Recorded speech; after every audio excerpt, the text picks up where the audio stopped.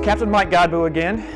Today we're going to talk about 911. This is Veronica, one of our Pot County dispatchers. She's a very important part of our process.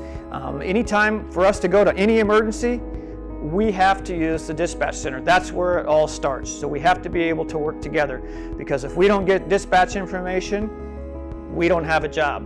So we have to have the dispatchers give us the information. It's also extremely important, and it's so valuable to us that the dispatchers give us great information. It's something that they're kind of behind the scenes, and a lot of people don't appreciate it, but we definitely appreciate it on our end, and they give us good information. They do a good job. So to begin with, everybody knows what number we can dial if we have an emergency. That number is 911. We only call 911 if we have an emergency. Would we call 911 if we wanted to order pizza? Probably not. Would we call 911 if we wanted to find out what time Monday Night Football's on? Probably not. We only dial 911 in an emergency. An emergency could be lots of different things. It could be someone sick or injured. It could be a car wreck, or it could be a fire. So when you call 911, they're going to ask you some questions. If at all possible, if we have an adult that is present that can call 911, we want the adult to do it, because the adult's probably going to be able to answer a lot more questions.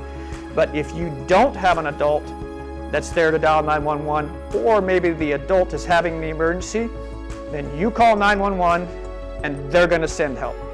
Even if you can't answer all of their questions, they're going to send help. But we'll talk a little bit about what to expect. So if you dial 911, they're going to answer the phone and they're going to ask you, what's the address of your emergency? And they're going to ask you that twice to make sure we know what direction we're headed to.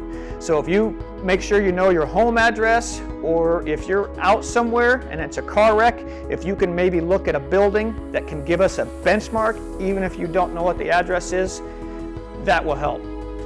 After that, they're going to ask what your phone number is. So we hope you know what your phone number is, and then they're going to ask you that twice. After that, they're going to ask you to describe what the emergency is. Just like we said earlier, we want to describe what your emergency is. Is somebody sick? Is somebody in a car wreck? Or do we have a fire? Or best way you can describe what that emergency is, and then they're going to send help. So remember those things. 911 is the address, or excuse me, is the phone number you can call. Try to figure out, know what your home address is, or know where you're located, and be able to describe what the emergency is. 911, what's the address of the emergency? 123 A Street, College Road. Okay, and repeat that to make sure I have it correct. 123 A Street, College Road. Okay, and the phone number you're calling me from? 402-555-1212. Okay, and repeat that to make sure I have it correct. 402-555-1212. Okay, tell me exactly what happened. So there's a fire and my brother's still in there and my parents aren't home. Okay, and are you able to get out of the house?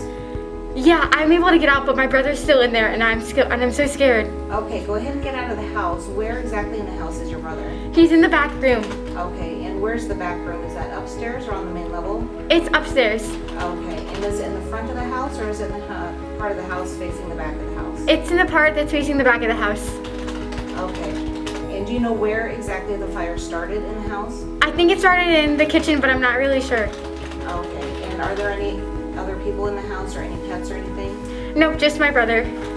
Okay, we have the fire department on the way. If anything changes, call us right back, but don't try to go back into the house just for your safety, okay?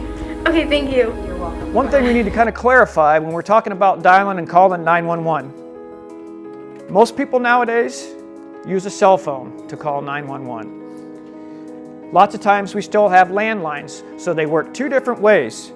So if you call 911 from a landline or a phone that is plugged into a wall, once you pick that up and you call 911 and they receive the call, they'll know exactly what your address is. It'll show on the screen. But when you call from a cell phone, if you can tell them what your address is or where you're located, it'll go a little bit faster. Even if you don't know where you're at, there is a process that the dispatch center can go through, and they can find out where your phone is located. It just takes a little bit longer. So we know exactly where you're at. It makes it a little faster, but they'll still be able to find it. Just try to make sure and keep that in mind. dial from one of these, they know exactly where you're at. Dial from one of these. If you don't know exactly where you're at, it may take a little bit longer.